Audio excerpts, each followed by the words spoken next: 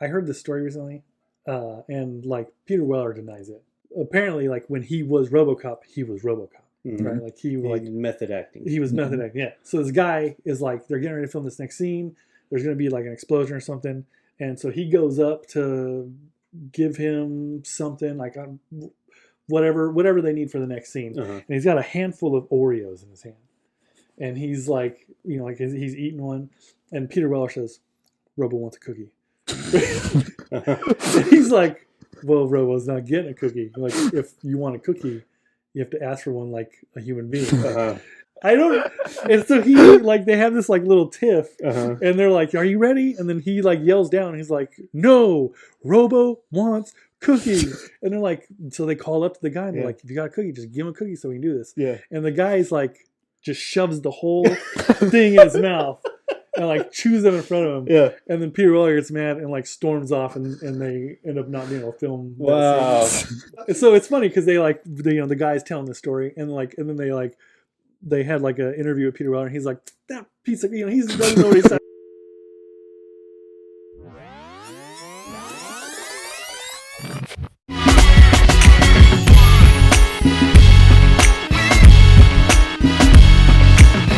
Welcome, everybody. Welcome once again to the room upstairs. My name is Bird, and I'm here with the TallBeing and Mephisjoe. This is the greatest father-son duo that you've seen, along with the greatest uncle since Uncle Rico. Huh? You don't know Uncle Rico? Yes, you do.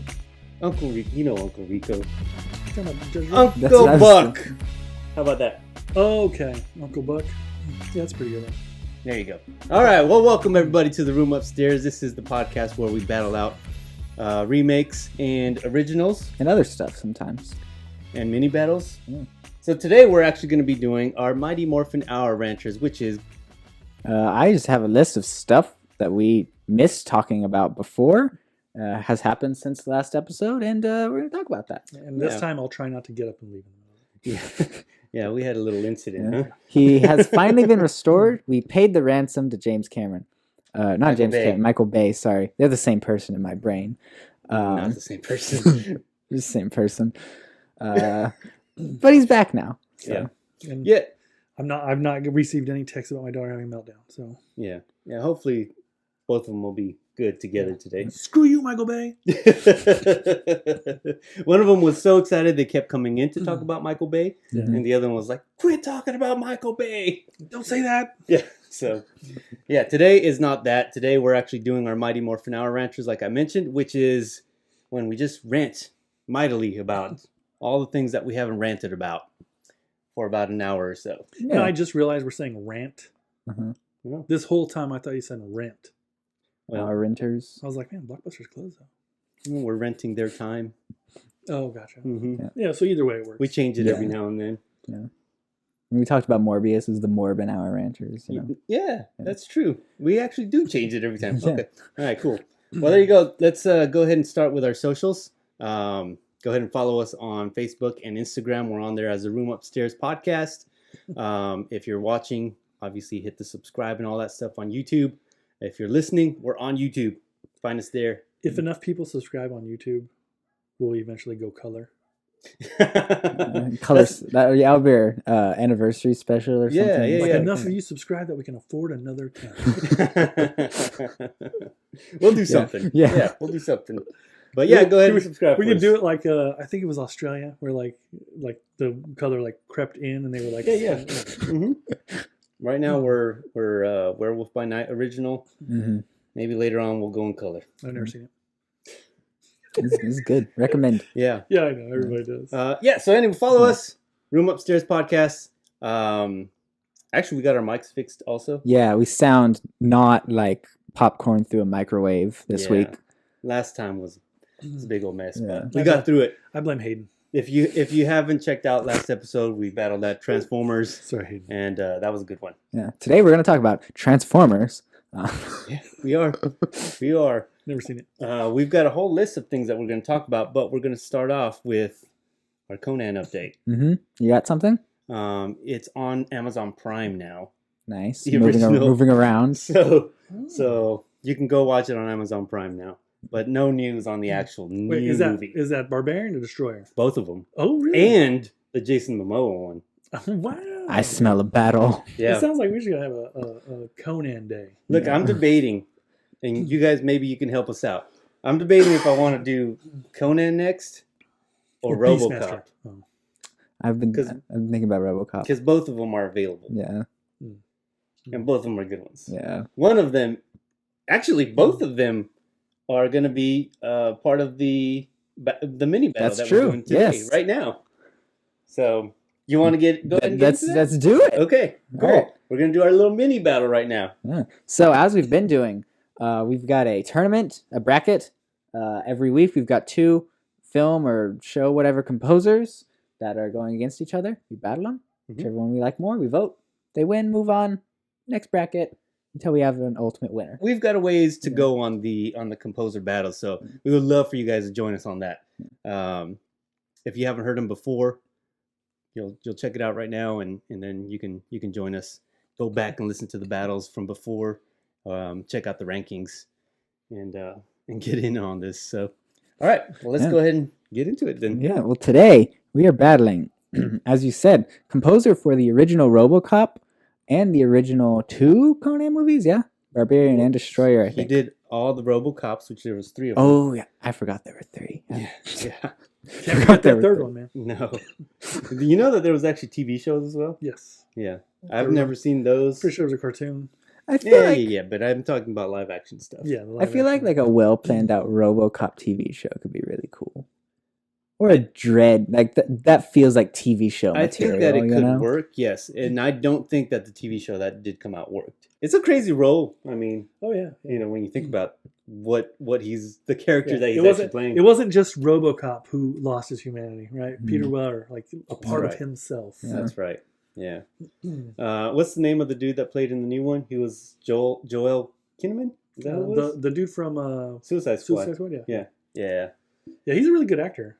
Yeah, he's good. It's weird though because he's just gotten some like real tough breaks, like because he's done some stuff that's been really good, and he's done stuff you're just like, if this was just done a little bit better, executed a little bit better, right. I think that you'd be like a household name. You know? It was like with what happened to the Reacher guy. Oh yeah, what's his name? Richardson. Richardson, I think. I don't remember what Alan Richardson, because like he was one of the Ninja Turtles, like. That was supposed to be his big break, being the Raphael in the. And if things were just executed a little better, like he might be a household name. Yeah, but now he got his shot. Oh yeah, because people love Reacher. Like I said, I watched both seasons. It's really good. Yeah, still heard a lot of good things. Still haven't watched it. Yeah, but anyway, Basil. Poledouris is our first composer here. Yep, and he's going up against Hans Zimmer. Yeah, when he said Hans the Mons. When he said them both, I just kind of giggled. You just looked at each other. We're like, we know where this is going. Yeah, this is so. Because tell me, general audience, do you know who Hans Zimmer is? I can almost guarantee that you've heard the name. Do you know who Basil Poledouris is? Probably not. But you know his music, and that's what that's what we're talking about. So. Who wants to start? I will. So, yeah. So, hold on. I'm gonna run. Okay. While you think about it, I'll run through the credits of each of the guys. So Hans is exhaustive. No, not exhaustive. That's too bad. Yeah, no. There's too many to be exhaustive. But I'll give the high. Can points. I do Poledouris's? Sure. Okay. So all right, here's Hans Zimmer. He obviously still around 66 years old. He's got 245 credits to his name. And his first movie was like in 1984. But his first like big hit was probably Rain Man in 1988. And then from there, he went on and did Lion King. He did The Lion King, which was probably like where his sound really started to change into what we know now. But yeah, before that, he did Cool Runnings. Did he really? Yeah, he did Cool Runnings. He did Kung Fu Panda, all those movies. Oogway He's gonna do one Mufasa. of the best tracks. Anyway, yeah. Pirates Pirates, Dead Man's Chest, Interstellar, Excellent. Inception, of course, Dune. Yeah. Heard of that. I don't know if you know this one. This is recent. Okay. It's not a movie, and it just was released in September, I believe, of this past year. Okay. Bet. Okay. Is it that nature documentary? No, Okay. no. It's a single. It's a song. Okay. Is Kanye in it? Kanye's not in it. It is with Bastille. Yeah, Pompeii. Pompeii. Yeah.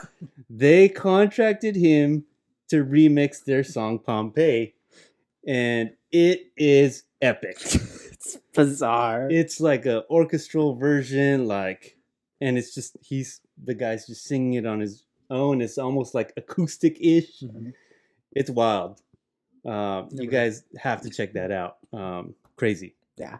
All right, go ahead and go through Basil's. Okay, Basil. We got Crocodile Dundee in Los Angeles. Oh yeah. Mm-hmm. Mickey Blue Eyes. Yep. Hugh Grant. Under Siege 2. No, Steven Seagal. He had the pleasure of seeing his work. Celtic Pride. I have no idea what that is. Serial Mom. hang on. Okay. Let's see. There's another one for you. No Man's Land, starring Charlie Sheen. Mm. Mm-hmm. Making the Good stuff. Grade, starring Judd Nelson. These are all terrible ones. Like he's also got Starship Troopers, Les Miserables, Free Willy 2. I don't know if that one should count. Well, he did Free Willy 1. Oh, he did also. Free Willy 1 Yeah. as well. Yeah. Hot Shots Part 2. Yeah. Mm. RoboCops 1 through 3. White Fang. The Disney Hunt hit. for Red October. That was a good one. Yeah. Conan. Yeah. Yeah. I mean, he's got like just a ton of beach movies at the beginning. It's weird. I mean, you got to Thank you for start beach somewhere. movies. You Yeah. got to start somewhere. But I will say, Basil has passed away. He passed away in 2006. Mhm. He was The year 61 I years moved to old. Oklahoma. Oh, is it? Yeah. That's why. That's what did it. What Is it Joe? What day did he die? No. Because that'd be crazy if it was the same day. Oh, I don't know. I don't know the date. Mm. I just know it's 2006. He was 61. So if you don't know him, that's part of it, is that he's passed away now. Yeah, so you're not So- going to get more of his movies. Right. Unfortunately. All right.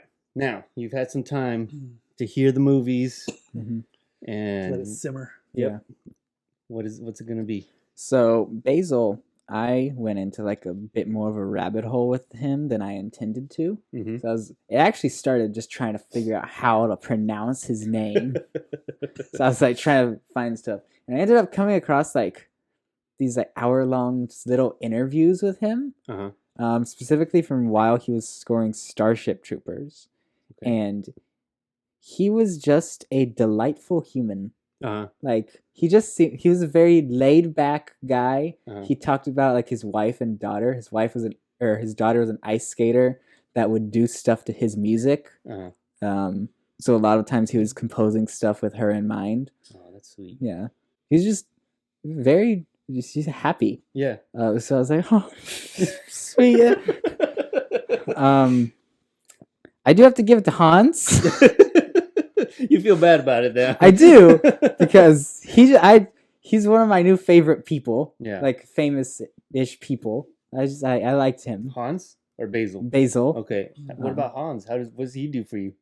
Hans moves me as an artist. Basil moves me as a person. Hans moves me as an artist. Yeah. You know? Yeah. So Hans. Hans, yeah. Okay. Have you seen any interviews of him? Because he's horrible. I can't. I don't know. He'll move you just in the wrong direction.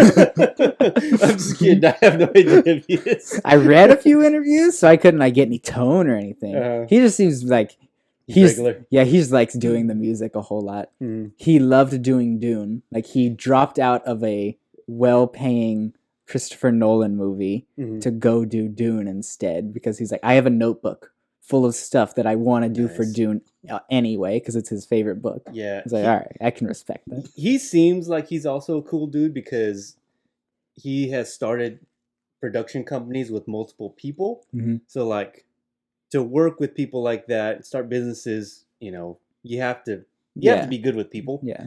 But also he's actually, this was the hard part for me to decide, is that a lot of his movies, and we talked about it when we were doing the James Newton Howard battle, is that he's actually worked together with other composers on a lot of movies. Yeah. Like James Newton Howard. Yeah. For the Dark Knight stuff. For the Batman stuff with Christopher Nolan. So it's hard to like what's really yours, what's not yours. Yeah. Now he has enough still. Yeah, to really be like, okay. But like when you think the Batman stuff, that's not just him. Some of the Lion King stuff is not just him. Yeah. There's another big one that he had that's not just him also. Like you think, oh, it's a Hans Zimmer soundtrack, but it's not. Not all. It's with other people. So it was a little tough for that. So I'm going to go ahead and do the voting since I'm already talking about it. Sure. Basil, obviously, I grew up with this guy. Yeah. The way I feel when I hear the Conan stuff, I mean, so much joy. Yeah. I can feel the personality that you're talking about just coming through, and it makes me feel that way. Like RoboCop 2, if I hear that music, like the way that it's weaved in, it's some of my favorite stuff. I think that I do Conan and RoboCop in my head all the time. Like if I'm just rolling up on somebody like I'm a policeman, I'll do RoboCop in my head and I'll step out. Like I just imagine my head, my foot coming down first. You know? I was doing that today when I had mud all in my boots. I had to come out slowly, and I was like, I'm RoboCop right now, doing this slowly, coming out with one foot. So yeah, Basil, like he's got some good stuff. Those two are probably my favorite. The Hunt for Red October is a really good soundtrack. I remember when we watched Red Dawn, like during the movie, I was like, whoa, this music. I think you can go back to our Red Dawn episode. Don't. It wasn't as good. But I remember that was before Mephisjoe. Yeah, it was ancient days. Back then, even, I was like, wow, this. I didn't know it was him at that point. Yeah. I was like, this music. I didn't know either. Hit. Yeah. Yeah, he's Free Willy was another favorite movie of mine. I mean, I don't think you could grow up in the 90s without watching Free Willy. Yeah. So anyway, the Basil, love his stuff, but I also have to go with Hans. He is possibly the best composer, like of the. Because like I said, we could take out the stuff that he did with other composers and then just bring to the table his solo stuff, and it's still so good. He did Interstellar, which the more I think about that movie, the more it feels like he wrote a really good score and they needed a movie to put around it. Right. Like, that's how that feels looking back to me. I feel the same way with The Creator. Yeah, The Creator, that was a good one. And even, because we talked about it with Alan Silvestri when we were talking about Dredd, Judge Dredd, because he did Alan Silvestri did the music for Judge Dredd, and I felt like the music was better than the movie itself. Yeah. There are scenes where it's like, this music is great, but it doesn't fit with what's going. It doesn't fit with what it looks like. With what's going on, it fit, but what it looks like was just not up to par with what the music sounded like. And that's what I think of The Creator and Interstellar. That said, counterpoint, Dune, where it blends in the most perfect of ways. Right. It's beautiful. And that's partly because of the directing too. Yeah. And the story, Denis Villeneuve just did a really good job on Dune. No sweep here. My vote goes Basil. Oh, really? Yeah, and I think you touched on the reason why, okay. Right? So you mentioned the Conans and the Robos. The Robos. Like, I watched a whole lot when I was a kid. Quigley Down Under, which is not one of the ones I mentioned. And in each of those cases, and I feel like with all of the movies, like Free Willy is a good example as well. Even the Hot Shot movie, the music does so well at matching the character and the tone of the movie. Yeah, like in a way that I'm not saying Zimmer can't do, but I don't see as much. Yeah, like he does good music. It's great music. Nobody's questioning that. I'm not questioning that. I'm not saying that he's not one of the greatest. He's absolutely clearly going to move on because I got outvoted. I thought it'd be really funny if he got knocked out already. That would have been really funny. Yeah, because in the end, like if he's not going up against John Williams, then like what are we doing, right? But like since you guys have already moved him on, like I'm gonna give my vote to Basil, whatever we're calling him, for that alone. Like, And I love those movies. I did grow up with them, so like there is some nostalgia. I do love all the movies that we've already mentioned for Zimmer, but I just don't feel like tonally like. He's not hitting like you said, like the music feels bigger than like, or they had to make a movie to match the music. Yeah. Like with Basil, like no, he matches the characters. Yeah. He matches the tone. Like those movies would be very different without him at the helm of the music. Yeah, and it's interesting because I think that you can almost swap them. Mm-hmm. Like I feel like he could do some of the movies that Hans has done. Absolutely. And obviously Hans can do some of the other stuff. And it would still have, like, I feel like they had a same kind of feel in their style. Yeah. He just went for like a more intimate kind of thing with it. I think Basil did. Yeah. Mm-hmm. Yeah. Which I can appreciate a whole lot. That's why I mentioned specifically Quigley Down Under. Like that music is so spot on for like that story and like it's fun and playful in the parts where the movie is fun and playful, and then when it gets serious, like the music, like it changes everything. Yeah, man, it just brings the tension up. Yeah. Well, Hans is gonna move on. I'm so surprised, and I'm sad, honestly, because I was not expecting. I did want to go with Basil because I mean I just love those two movies that I mentioned specific. Yeah, and like you said, he does have that. I've never watched Quigley, but I listened to some of the music there, and what you said, like when it's silly, I heard that. Like I heard the main theme. I think was like more of a silly song. It's like playful. Yeah, and I was like, oh, what is this? But then there was another stuff that came on that was like more somber. And, yeah, because it has some real there's some scenes that are real somber and sad, and the music carries it. And there are scenes where it's like like high tension and the music does that as well. And I mean, just like I said, Zimmer does it. Yeah. I just don't think he does it as well. Yeah. Hey, I'm not going to argue that because another two good composers that we have to choose from. Yeah. So it's just getting there's harder. Not a bad choice. Yeah. So, but Hans Zimmer's going to move on in the battle. Who are we going to battle next week? So next week we've got our next episode. Oh yeah. We've got two modern composers going up against each other. Okay. We've got Ramin Djawadi. I hope I pronounced that right. Didn't look up how to pronounce that one, so we'll find out. We'll find out next episode. Yeah. Versus Bear McCreary. Ooh. We have talked about like a weird amount leading up to this. Yeah. Well, because we watched a lot of Godzilla. It's true. So which we'll talk about. Yeah. One last thing about Basil, though. I don't want to stop before saying this. That if he was still around, it would be really interesting. Like you guys would know who he is. Yeah, I think so. I think he should be more known. I wish he was. Yeah. Go listen to that stuff. He's so good, and I really think that if he was still around, he'd be making some good music still. Yeah. So all right, let's move on. Let's do it. All right. Well, moving on to our new segment. Okay. We've got reviewing movies that Mephisjoe had us watch. was that the wrong? I'm just gonna do it every time.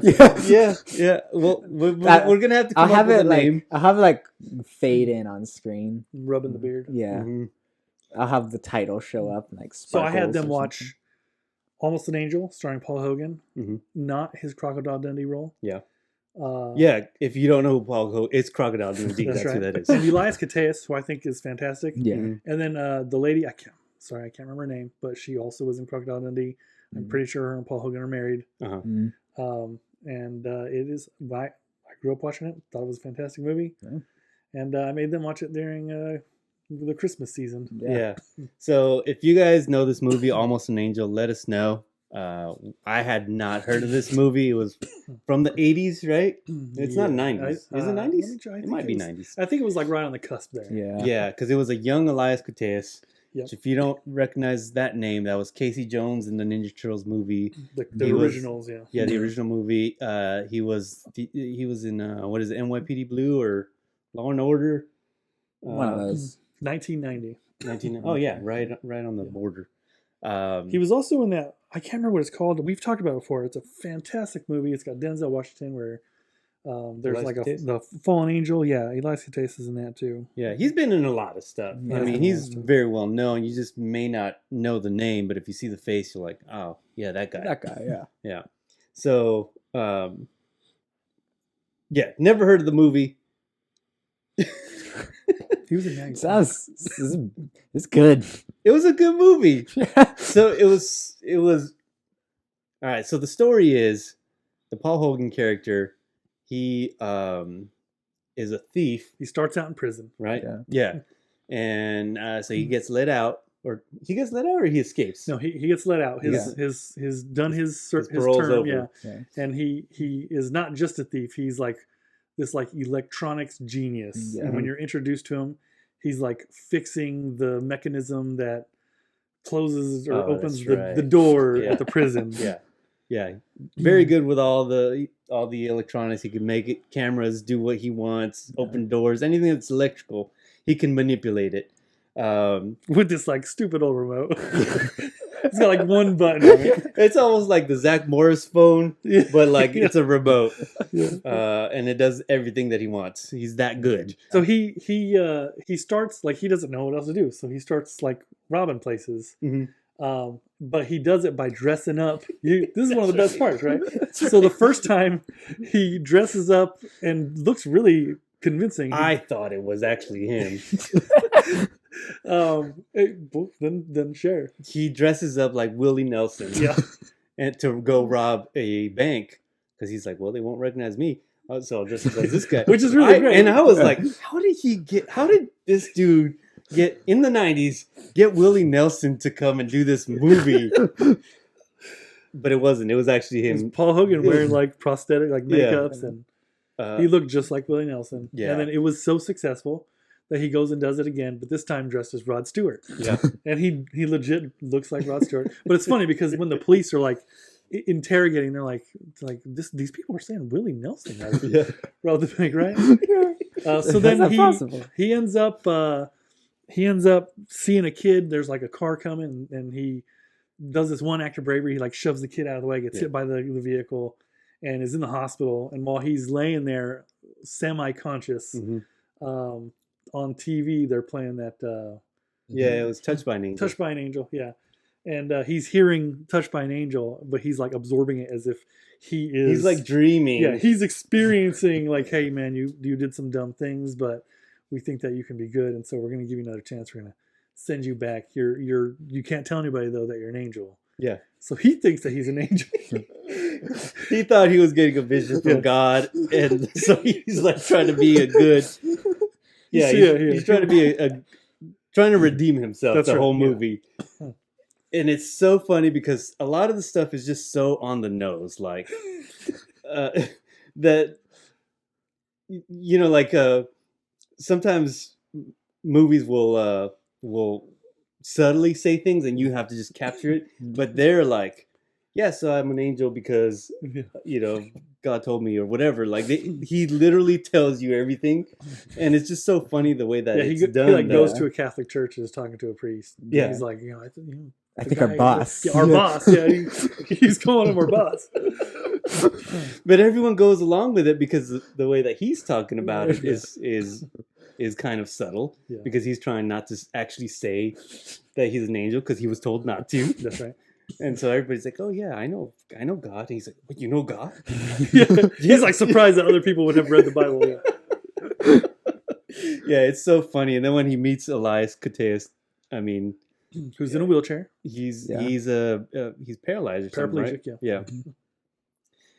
He was so good in this movie too. Oh yeah, fantastic.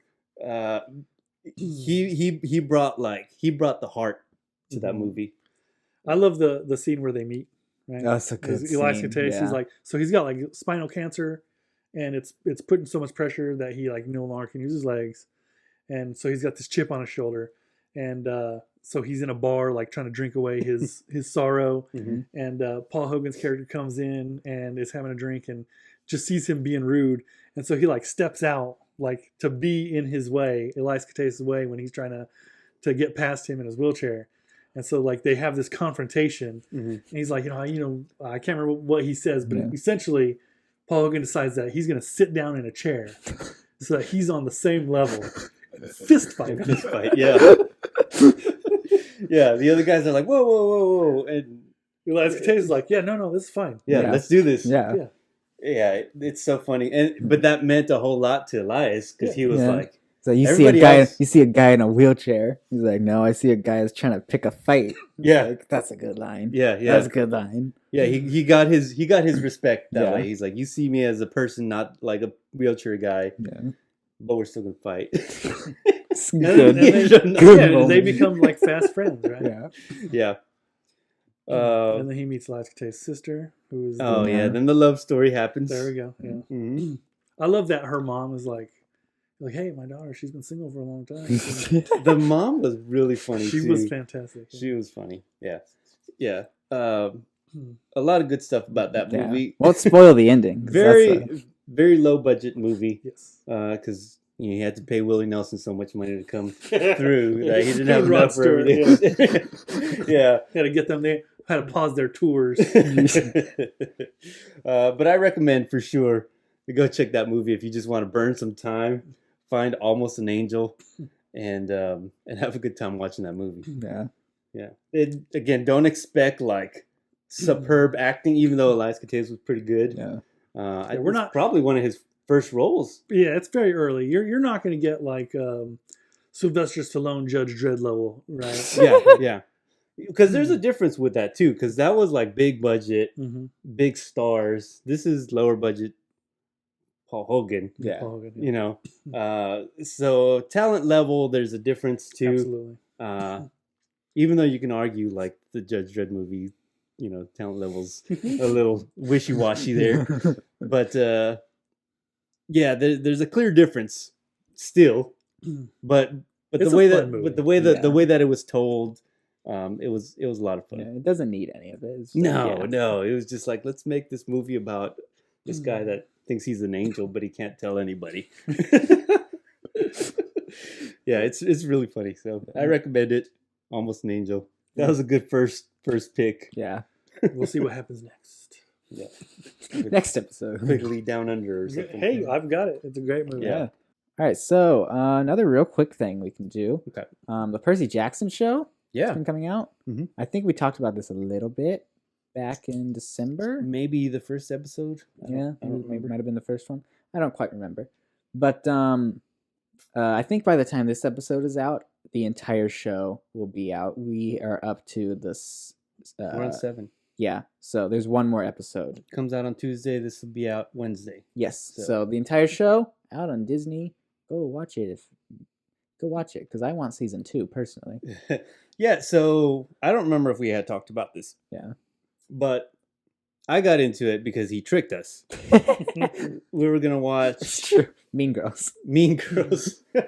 Which I finally watched so we can review. I'm going to add that to the list of movies we watched this year. Hold on. Oh, yeah. Yeah. Talking about the original one or the original one? Yeah. Yeah, no, we're not going to watch the Isn't the new one like a musical? Mm-hmm. Yeah. Like, hey, guys, the new Mean Girls is a musical. Just FYI, because apparently people don't know that.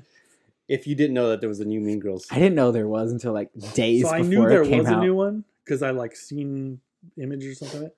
Did not know it was musical. So glad that someone spoiled. I was like, why would you not promote it that way? Yeah. Yeah, I don't know why they're doing that. I mean, I knew it was a musical. I don't remember how I knew, but somehow, probably because we have the inside information. Because I'd be furious if I showed up and I'm like, this is... Okay, so Cody sent me a reel. I don't know if you saw it. And it's somebody like filming the movie. They're at the theater.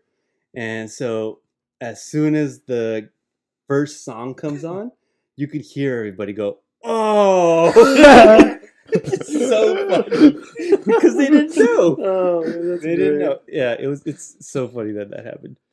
But yeah, Mean Girls is on the list for the awards later on in the year. I don't know what it's winning yet, but it's winning something. Yeah. But yeah, so that's how we got tricked into Best Percy villain. Jackson. Yeah, well. Oh, yeah, me. that's a good one. Which one? Yeah, best villain. Oh, Regina yeah. George. Mhm. Yeah, that's, yeah. She was a good villain. Yeah. So, or was what's her Katie. name? Yeah, No. Katie. Was she the villain? Who? That's the question of the movie, you know? Mhm. No, I didn't trick them. We just were waiting for them upstairs, and we're like, okay, we're gonna watch the first 2 episodes of Percy Jackson, and then they came upstairs and they got hooked. Him and the mom, Yeah. that lady. Well. Love you. The mom. Yeah, I think that it was unnecessary to put the movie on first or the show on before we started watching the movie. So in my head, We were just waiting. Yeah. You're tricking, and when you exclaimed at the end, "Yes, it worked!" You know that kind of tells me we were didn't duped. happen. That didn't happen at all. So we got into Percy Jackson, and it's pretty good. Yeah. I wouldn't say it's a stellar show. Nah, You know, it's not. it feels like a Disney Plus show a lot of the time. It's not gonna win awards or anything like Read that. the books. Yeah, That's it why we all watched it. it is. Yeah. a lot more accurate. Oh, wait. The movie was so bad. And yeah, this the is- movie. compared to the movie, this is golden television. When I first Like, saw the movie, I was like, "This is fine." You know, Yeah. like I've read the books. Like it's not. yeah, You know, this one is actually like sticking to it for the most part. I have a few issues with it. They're like so that I was an unnecessary change that I think kind of hurt some stuff. haven't Yeah. started watching it, but like I saw him doing that dumb. The Yeah, floss. Yeah, and there's I'm like, some come weird- on, if you're doing the like, you're gonna date it. Like it's gonna be Right. like when you try Yeah. to watch some of those like '90s movies. Shazam. Yeah, you're like, Yeah. oh, I can't take this movie seriously because Yeah, this is so ridiculous. People won't do this anymore, right? Like Right. you're gonna come to a day where like even the people who came up with it are embarrassed of flossing yeah. because Yeah. they already should be.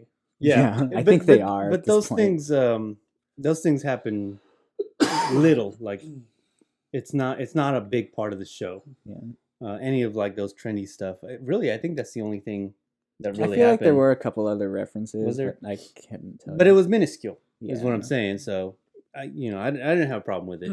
If they're, And I don't know the if books. they're letting the source material lead, then how Right. can you go And wrong? that's apparently is what's happening. Yeah. And I see it too, because like I said, those other things are minuscule. They don't really bother me because I don't like when they do all the trendy stuff at the time, Yeah. because that stuff goes away so Yeah. fast. Even That- like That's what I feel like the biggest problem with Mutant Mayhem is going to end up being. Like, right, even 2 years from now, we're going to look back and be like, oh, that was some weird references in there. yeah, maybe Mutant Mayhem. I feel like it made a little more sense since they were I teens, think a little and I bit feel like more. the way that they did it was not just like a let's throw in a reference. It Yeah. was them living those references. Yeah. And the So- core of Mutant Mayhem is Oh, yeah, you watched it. like fitting in, right? It's like yeah. and I think that is I mean that's been a theme for Yeah, that's the Ninja Turtles generation. theme. Yeah. well no like you just look at like some of the 80s like teen movies like Yeah. you know kids trying to fit into school like 90s movies like they were wildly different but like 90s teen movies like kids Same trying to thing. fit in Yeah. trying to Yeah. find their group find their people and Mutant Mayhem is just more of that so Yeah. Mm. Yeah, so I think that one's going to be a little different. Yeah. But yeah, Yeah. Percy Jackson, in case you guys haven't figured out Mighty Morphin, like we're just morphing, just talking about whatever. Yeah. So I think that's it's- it for the talks day. about I think red it's too. pronounced morphine. Yeah, that'll be the next one. So yeah, Percy Jackson, it's not a bad watch. I think it's good for like the family. So Yeah. I like it for that reason too. We can all watch it together. This is a fun time. So Yeah. Lin-Manuel Miranda is Hermes, and that's the most I could ask for at this point. I guess. Yeah, Disney they just put him in everything now. Yeah. It's bizarre. Like he's in an episode of Bluey. yeah. Is he? He's Yeah. just a horse, man. He plays a horse. Okay, next thing. Yeah, so we watched that. We also watched What If Season 2. Well, not all of it. We didn't finish it. Not yet. No. Neither have I. Eventually. Best episode so far though, the Native American one. I like the So we've Sakaar seen and Iron three, Man. right? You've seen three of them? Sakaran one. I like Sakaar and Iron Man. Yeah. I thought that one was really fun, but like that Native American one, like, was so good. It was good. I just thought And it was. I love that it's like a whole new take on everything. Yeah, Because it was a brand new character. I don't know how I feel about that. It spoke to your 'cause, Native like- American roots, right? Mhm. Yeah, because part of me is like that feels like it could have been an entirely separate thing, but at the same time, I don't know where they would put that in anywhere except What If, and it's, I don't know how. It was a good episode. I don't know if it's my favorite one. Mm-hmm. I think with substance, that was a better episode than Yeah, the Iron Man one. I'm going to build on what he's saying. Substance-wise, for me, it's so good because aside from the beginning moment where the Tesseract is like shattered or whatever, you don't need any other Marvel for point of reference. It's legitimately like a historical thing. Yeah. Like, and that's why it's hard for me with some of the other What Ifs. Like, I get what they're doing. I appreciate. I used to read What If comics when I was a kid, and I love them. But like, you're trying to cram all this into an episode, and because it is centered around the cinematic universe, you have to have seen a lot of these movies to get the references, to get the jokes. Whereas this is just... Whereas that episode, aside from that one moment, which they play out for you, you get to see it happen. Like, you don't have to know that the Tesseract was ever in Asgard, except for the fact that they say the Tesseract was in Asgard. Everything else is brand new. You don't have to have any of those things to inform the rest of the story, to inform the jokes. And for me, that's why it stands out as the best episode of the not just this season, but the show probably in general. Yeah. I think so. It was that. I do really I appreciate that. The Sekar episode was really funny. Yeah, I like the Sekar. I just liked that episode more than I thought I would. Also, did you watch the Nebula one, the first episode? I haven't watched that one. Okay, because we just watched them randomly. Like, this seems fun. There's a part in it that I don't want to spoil for you, but like, Howard the Duck runs a casino. Okay, and it's a great start. The first episode. Yeah, and 3 of the people working for him are Groot. Okay, 3 of them are Groot. No. He's got 3 people. working for him. Groot, and what's his name? The Rock dude. Korg. Yeah, and then Korg's little buddy, the one with the blades. Thing. What's his name? Meek. Yeah, Meek, Korg. That's a great combination. Okay, all right. So like they have to shut down because like stuff happens, like everybody gets chased out. Those 3. Are they in suits? They're all wearing suits. Yep. Yeah. Right? And Meek he has his blade hands because he's still full, right? Yeah. They're playing rock, paper, scissors. Oh gosh. Because he's a tree. Because Korg is a rock. Yeah. And Meek is his blades. That's funny. It's hilarious. That's awesome. Yeah. I mean, you just spoiled the spoiled biggest it. joke right now. But when you watch it, but yeah, they're wearing like the suits, like the security suits. No, the guys at the table. Oh, okay. Like the dealers. Yeah, they're wearing dealer suits and. Okay. That's incredible. Yeah, it's that. Yeah, we'll have to go back and watch some of those other ones. Yeah, because I still want to watch the medieval Avengers episode. Yeah, that one looked fun. Yeah, but the ones that we watched were pretty good. Yeah. Yeah. Okay. Yeah, cool. What If Season 2? It's fun so far. Are we going to stick on Marvel right now? No, we got one more non-Marvel thing before we get to our big stuff, really. Okay. We watched, in continuation of our Transformers episode, Rise of the Beasts. We did it, Hayden. This was highly recommended by Hayden. Yeah. Oh, I did not watch it. No. He didn't watch it. We watched it. I'm never going to watch it.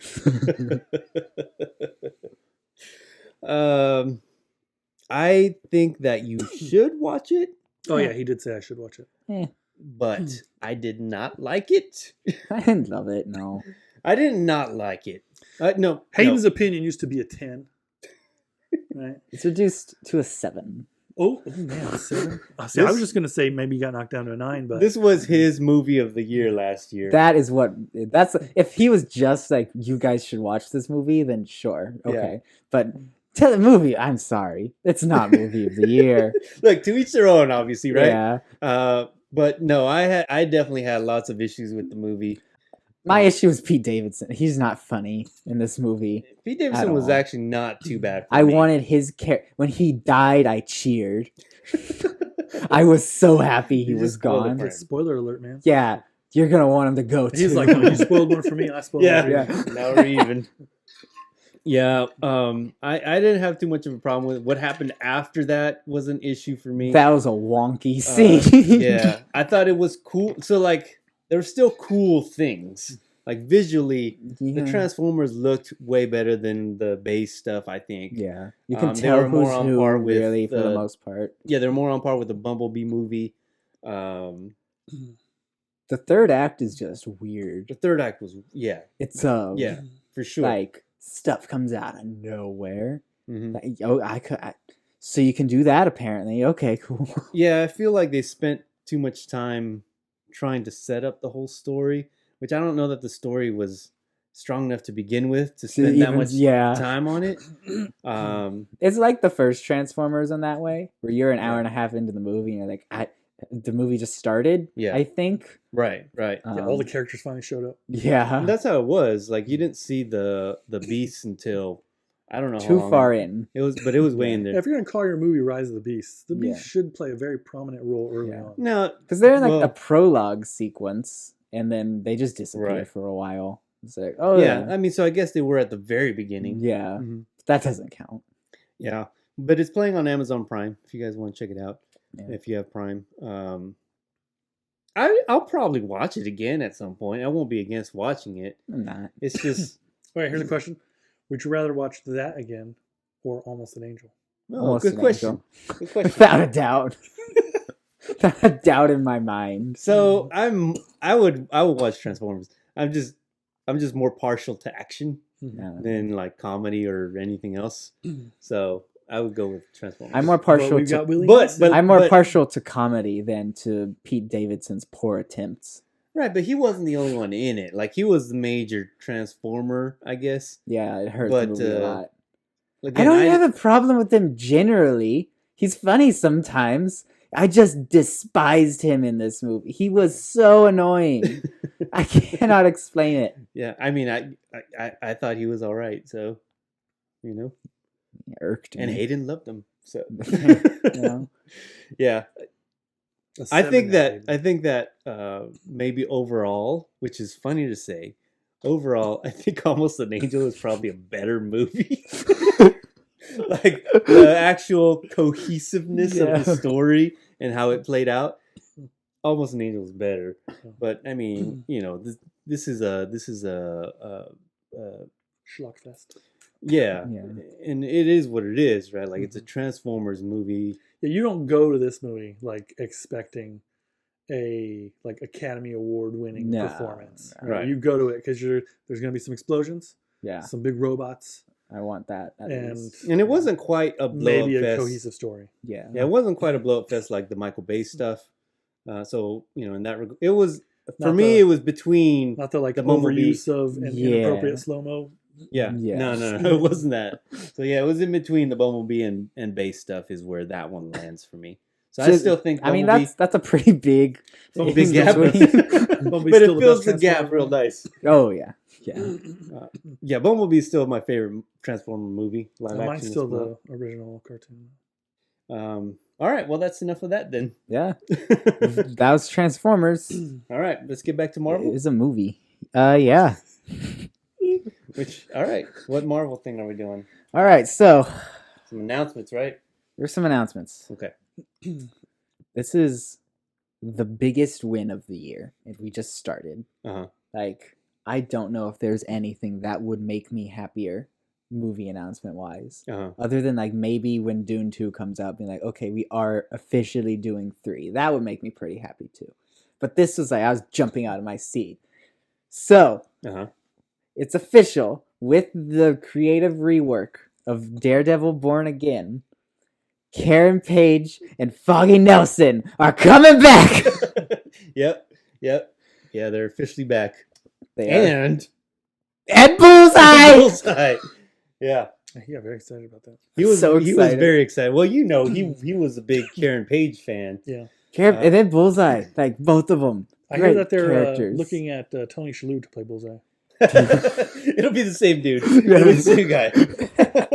But I really like Bullseye in the Daredevil show. So I'm glad that he's coming back. Yeah. And the fact that they took his comic character of like, he's just a psychopathic killer, Mhm. and then still like added more layers to it while still making him a psychopathic killer that you hate sometimes, but Yeah, also then feel bad for him feel sometimes. awful for a lot of times. Yeah. It's bizarre the amount of emotions I was feeling for him. Yeah, but So he we was love so our good. sympathetic bad guys. Because he's not. Yeah, but I don't even know if sympathetic is the right word. It's not that If typical. you feel like, bad for him, that's sympathy, man. Yeah, but it's not like how Thanos, like you try to feel bad for Thanos because he's sad that he has to give. Like it was not that. Yeah. It was like he's You being feel bad for his manipulated, situation. so you feel bad. Yeah. Yeah, like he's doing this out of almost like out of necessity for him. Yeah. Daredevil season 3 is so good. You go watch it. Yeah, so this is shaping up to be a season 4, Yeah. which I'm all about. So Yeah. So we've got that. Mhm. It has been confirmed the show has a showrunner, which none of the other Marvel shows have had so far. Nice. And it is the Punisher writer. Oh, okay. I didn't So- know So that. they're gonna go like real dark, like Like the Netflix show. I think Okay, that's that's what cool. they're trying to Cool. go for.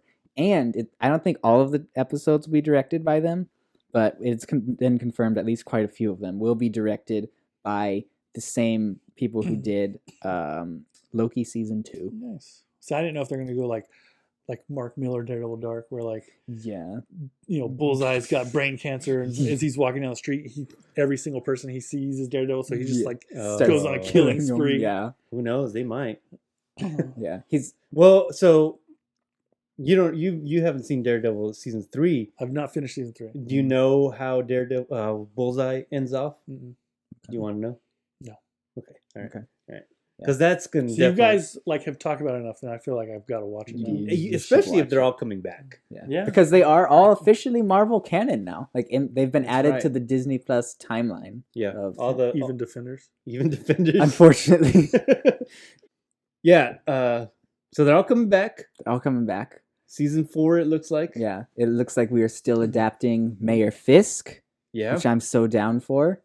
That's such a cool storyline. That's supposed to lead into Spider-Man 4.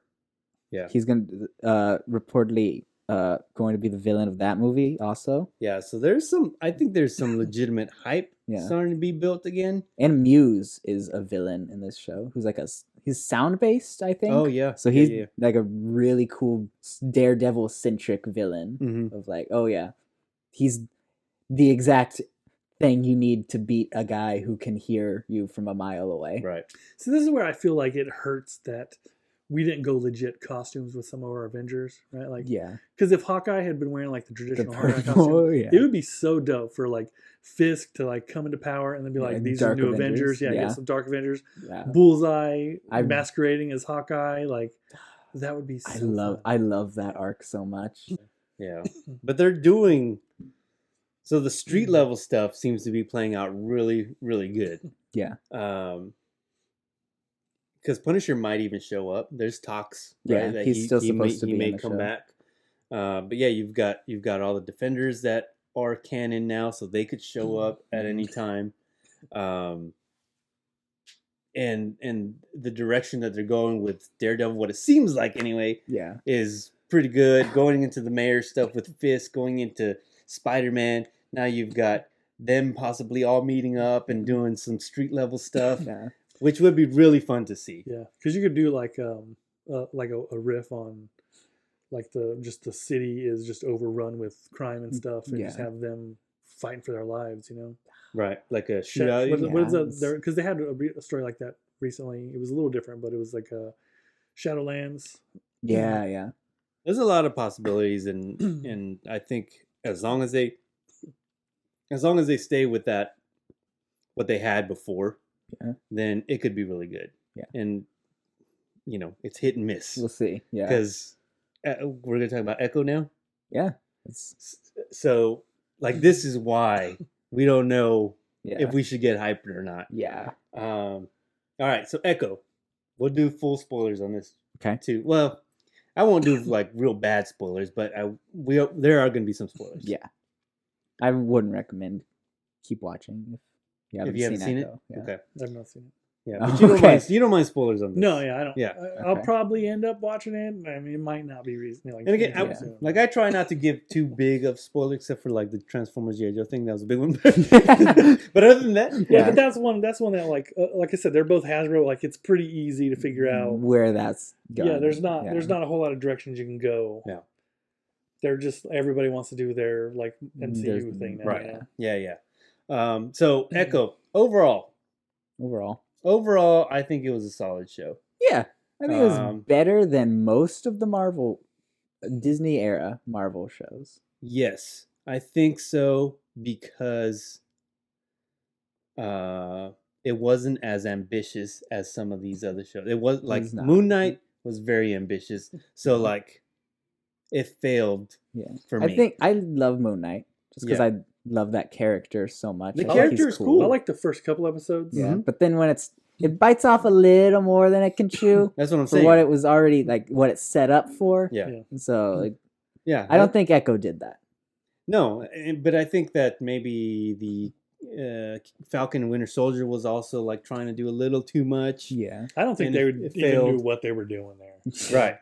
It just Yeah. felt so directionless. Yeah. But that's what I'm saying is that's why I think this show is one of the better shows, because it seems like they focused in a little more on what they wanted to do and accomplish, and for the most part, I think they did. There's not a perfect show, right? And I have issues with it, yeah. but overall, I still recommend it, and I do look forward to seeing Echo in some of this stuff that we're talking about, like if she goes, if she's in Daredevil, I'm down. if she pops up with Fisk or whatever in the new Spider-Man movie, like that's cool.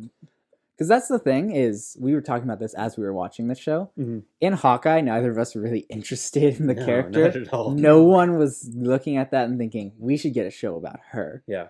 This show justified that by making her a fun and interesting character. That Right. I was, okay, you are not an entirely good person.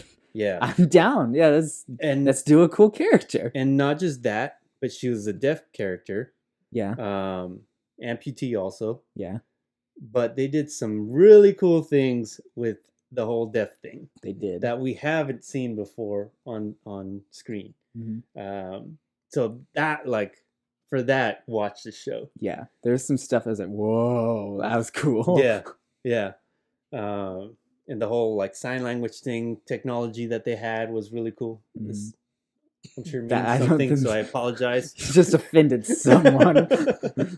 But yeah, so that was really cool. So there was some really innovative stuff that they did with the show. Yeah. That made sense with the show. Yeah. So yeah, that's why like I think it's a better show overall. It's still good, even with the problems that I had with it. It's not Loki, that's for sure. No, But no, it was- very few shows are. Yeah. So Yeah, Better Loki than- was scary, man. Because at the end of season 1, I was like, I don't know. Like, I really enjoyed it, but I don't know. And then, end of Season season 2, I was comes like, along. okay. Yeah, that was justified. it Yeah. made sense. yeah. All right. Well, what's more on Echo? Fisk. He was Fisk? cool. I mean, they brought him back to his Daredevil style, Yeah. which He's- was what I missed from Hawkeye. Yeah. He's not Is like he still wearing the white jacket? I think he had it on at one point. yeah. But he I was feel like they should have distinguished. Like, no, this isn't White Jacket Fisk. Right? yeah. well, This is he had different. eye patch. He was eye patch Fisk. Yeah, he's eye patch Fisk now. Okay. He's scarred Fisk. Mm-hmm. He did have like a slightly different demeanor Yeah. in this, but Maybe the other Fisk was a scroll. ooh, Yeah. Please no. Yeah. I want to forget about the scrolls. That's what I was just gonna say. Is forget You Secret can't. Invasion. You can't, bro. I wish. Look, the main problem with that show, it started off one way, and it ended the same way. Like we didn't need any of it. Listen, the thing is, they added the Defenders shows to the timeline by saying that they're like, okay, this is 616 now.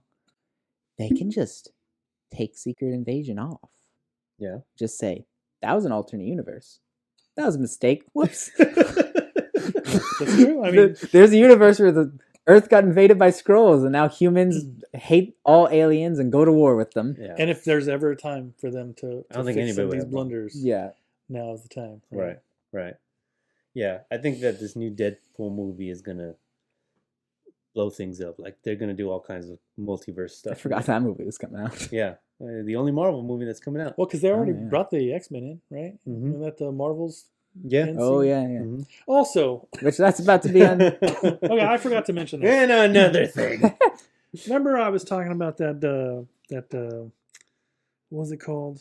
I think it's City of Gold or whatever. Oh yeah. Oh, yeah. Sandra did you Bullock finish one? it? I finally finished it. Yes. Did you guys watch the mid-credit scene? I think so. I didn't watch it. The mid-credit, like You when they're didn't doing watch- yoga. Oh yeah, you didn't watch. I watched it with the girls. Where they're doing yoga. Really? Yeah. Right? So Yeah, they're, he's like, shh. they're doing yoga and like behind them, Brad Pitt. Yeah. They're like, "How'd you survive your your brains?" He's like, "Your brains were in my mouth." Like, he's like, "Well, you only use 10% of your brain. I was using a different 10%." Yeah. Like, if they're going to do another movie, what a phenomenal way to keep his character alive. Yeah. Right. Oh, he can die like 10 times or whatever. It's It was fine. yeah, because and what's his face came in like you were in my mouth. And Sandra Bullock's like, stop singing like that. Like, Yeah, that was a fun movie. it was a fun movie. Now I didn't go into it thinking like this is gonna be the best movie I've ever Right, seen. Yeah. But like I was like, I watched it and I was like, what, this reminds me of Romancing the Stone. Like Uh-huh. back in the day, I used to love that movie. Watched it all the time. It's weird to think about now, right? It's like Quigley Down Under. Like I was a kid that watched some really. I mean, you just had to watch what was available. Yeah. Right. Right. But yeah, I would definitely watch it again. Like I wouldn't mind just having like, hey, this movie's fun and dumb. Yeah. right? Yeah, it's one of those let's movies watch for this sure. one. Yeah. Brad Pitt's in it. Yeah. He's shot in the head and survives. Can't complain about that. Yeah.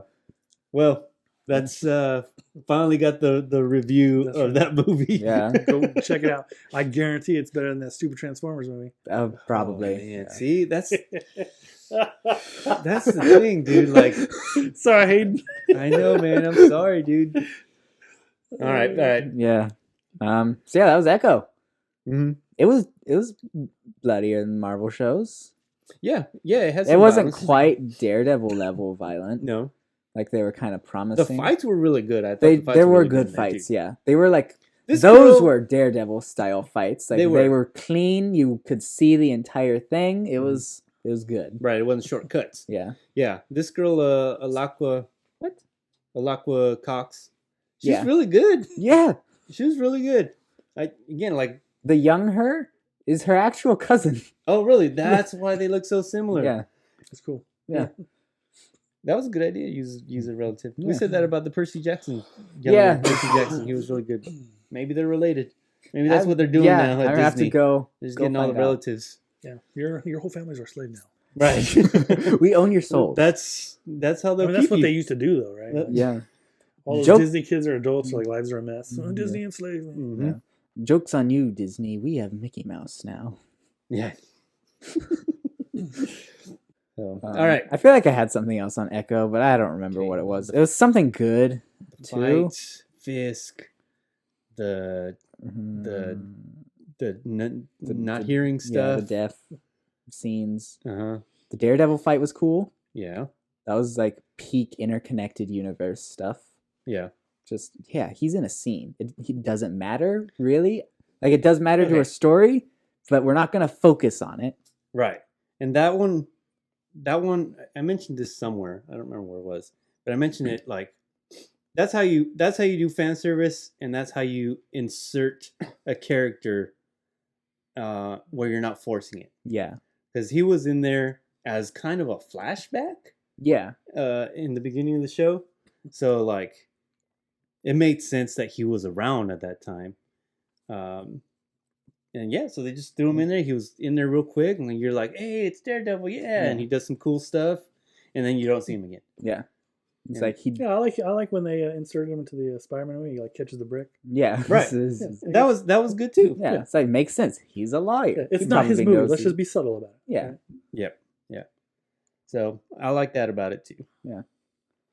A lot of good Um, from the movie, from the show. I think. yeah. I think like- more good than bad. Yeah, there's some bad that like brings it down a few notches for sure. Mhm. But it's good. I liked most of what they did with it. Yeah. Do you want to talk about any of that, or should we move on? I don't really want to. Okay. Just understand that it's not perfect. Yeah. But it's pretty good. And I think you can watch it on its own. It's a Spotlight, Marvel Spotlight, so it's anything that you see that says Marvel Spotlight at the beginning. It's shows that are made where you don't have to watch any of the old stuff. This is like their new thing they're trying out. Right. Yeah. Just it's like it's the opposite of what I was complaining about with the What If. Yeah. Like you don't have to have all the connections and stuff. Yeah. It has connections. right. You don't. They're But you not don't need 'em. essential stuff. Yeah. Well, we've got one more thing. Okay. This is the big one. Dun, One might say. dun, dun, dun, Oh, I thought we were dun, Sonya dun. Blade. The sequel. The sequel wrapped filming. So For Mortal Kombat. Yeah. No, with Carl Urban in there. Yeah. Yeah. That might be the only good part about it. Well, anyway, let's get to the main movie that we're going to talk about. Godzilla Minus One. We were here when this movie got announced, which is crazy that we've been doing this for that long now. Oh yeah, I remember that. We were in the midst of the end of our Godzilla marathon. Right. We became Godzilla fans when this got announced, and Well, we were already fans. Like we had just become official Godzilla fans, Mhm. and I could not be happier that we got to go into this as Godzilla fans. Yeah, for sure. So we went to go watch it. Well, it's been a couple weeks now, but I was like, you know what? We're not doing anything this weekend. I feel like this is a movie we have to watch in theaters because it's Godzilla. So it was phenomenal. Holy crap! We got together with Hayden and we went to go watch Godzilla Minus One. Yeah. I don't know, like, And so, like, I don't know. I was gonna say, like, the rest of the movies that I see this year are gonna have to really bring it, right, because I know technically that's a last year movie, but we didn't see it till this year, right, and it was end of last year, right? So. Yeah, and so it's gonna be a this year movie for me. It'll be a contender for the and it's Sony gonna Awards. be a contender for lots of stuff. Yeah, like this is a movie of the year Sonya contender. This is. Yeah, I mean, yeah. So, I just sat in silence when the movie was done. I can't. There was nothing to say. It's other than that was great. right. It was not just like a Godzilla movie that we have been getting. Yeah. You know, the Gareth Edwards stuff. Yeah, and MonsterVerse. Yeah, anything. Godzilla vs. Kong stuff. Like we like those movies too. Yeah, we like those. They're better Transformers movies. They Right. are giant monsters go fight each other.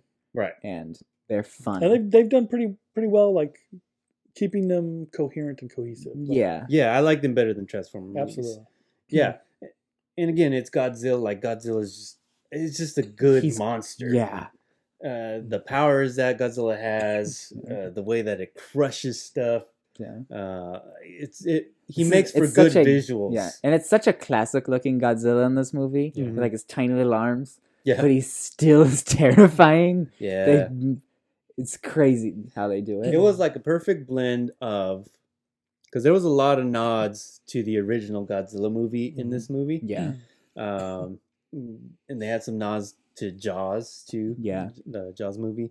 And yeah, so it was a perfect blend of that with a newer storyline. And it was just done so well for the budget that it had. Yeah. It was still a big budget. It's funny to say like this is a low budget movie, but it was still like millions of dollars to make. Every movie's. I mean, like you can't even do a show without millions of dollars. Right.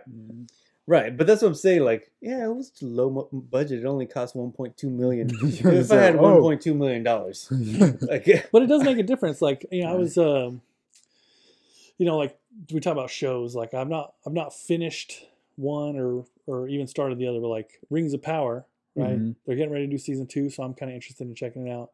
Like each one of those episodes is like millions of dollars. Sure. I think they had a total budget of like $60 million or something. Yeah. And then I'm reading Robert Jordan again. Like really enjoy the Wheel of Time series, and so I watched the first few episodes of the Wheel of Time show. That whole show had a budget of like $9 or $10 grand, or 9 or 10 million, right? Like, you just can't compare those two. Like, one is obviously going to have better visuals. Like, it's going to be able to afford to do more things.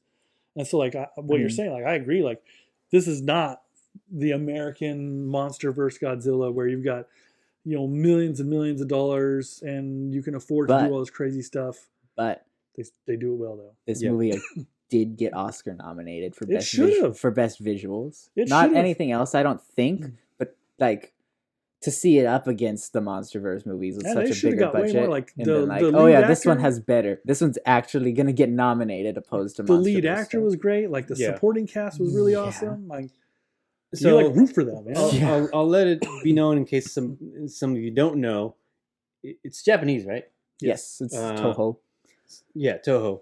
The original. So it was Godzilla company. Yeah, it was Mother in company. Japanese language, so like the whole movie was subtitled. Yes. So saying that, we enjoyed the movie just as much as if it was in English. Yeah. But we're reading everything. Like that's how good this movie was. That like. I don't remember. I think I did. I didn't even have tears. to read because like they did such a cried. good job of putting together a story that I just felt in my soul what was You being in said. the eyes. That's right. They're everything about the way they were acting just expressed to me. The little girl, where she was just crying on cue. Like I don't know what they pulled one of her hair, and it made her cry. But she was so good. You can actually, if you watch the bottom right corner, you can see a stick with a needle. Yeah, come in. poked her. You will notice during the credits there is not something that says no children were harmed during the filming of this movie. No, they were. I mean, they were all really good.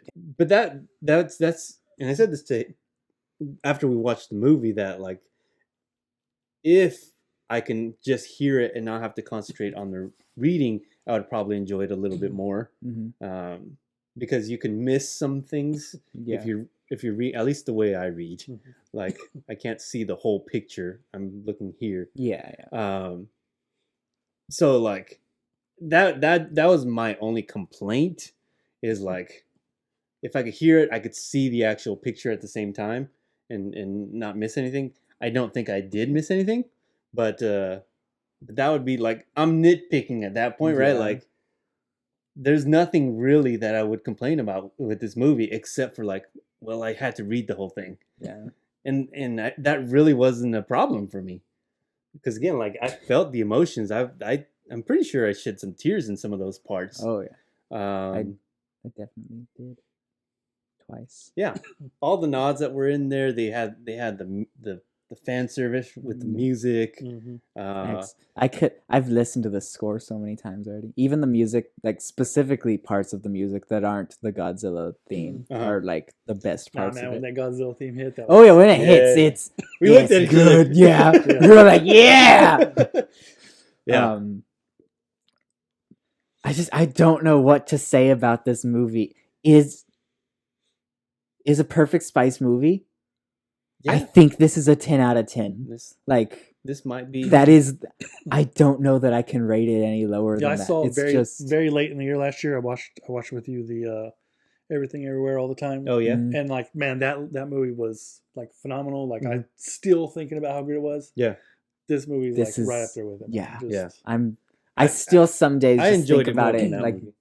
I wish I was watching that atomic breath scene for the first time again right now. That was so good. The dramatic build up with the score for that part specifically is my favorite track off the entire soundtrack.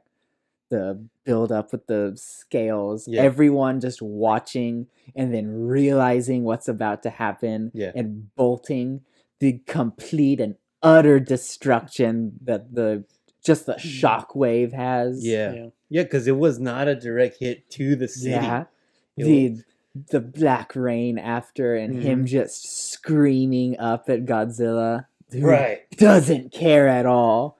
No, he doesn't even hear him. I'm sure. Yeah, but that was so like that scene there, right when it shows, because it's showing from like Godzilla's over here, way off screen. Yeah, and you see all the aftermath here is what you're watching, right? So he's here the whole time, looking around. You're seeing all the destruction and everything.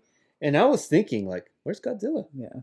Like, what's he doing? And then it turns to show, and he's, like, just out, like, way out there, just looking out. Yeah.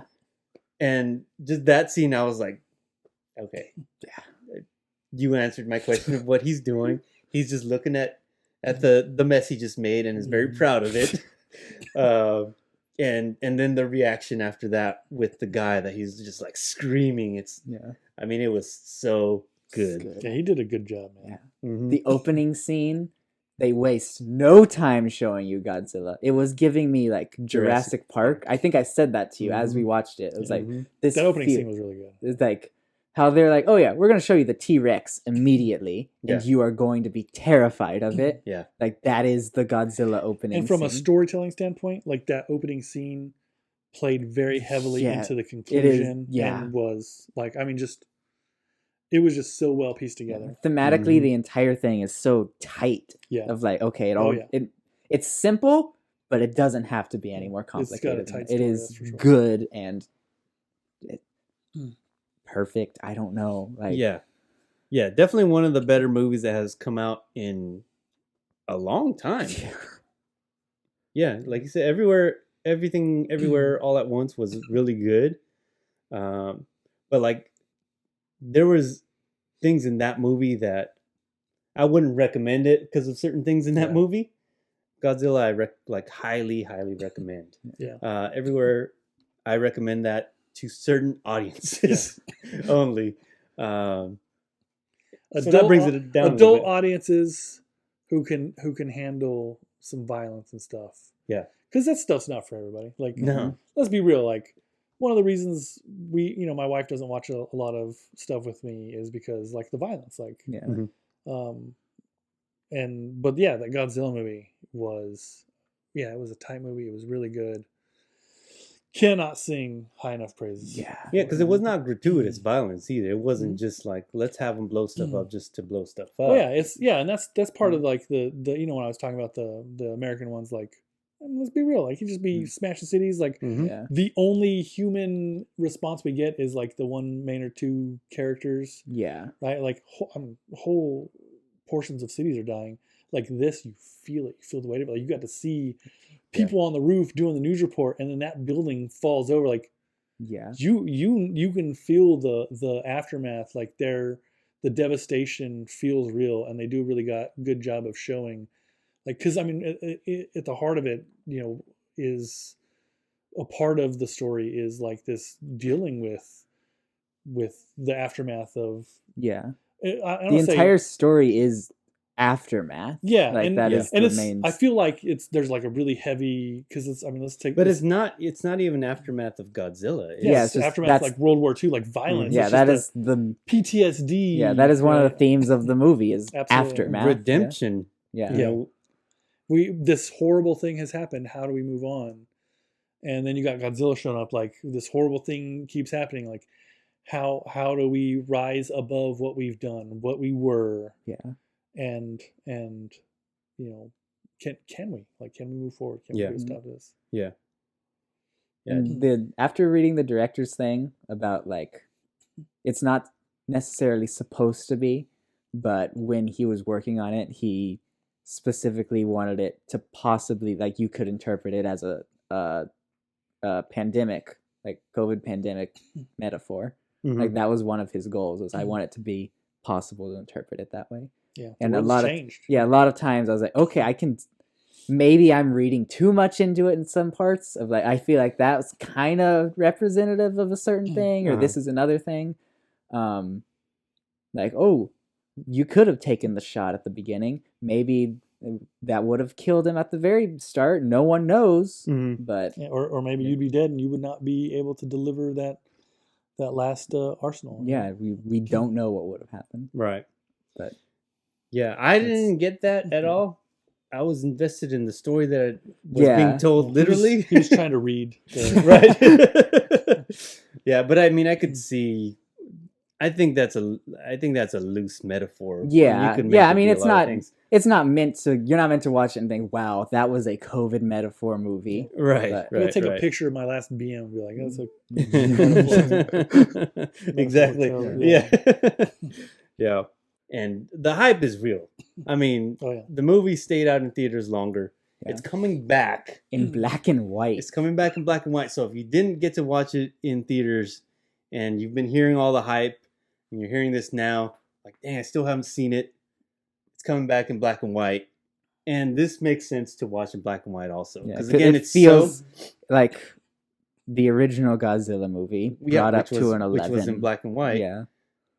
Yeah. I mean, the way that it was shot, it has that old feel.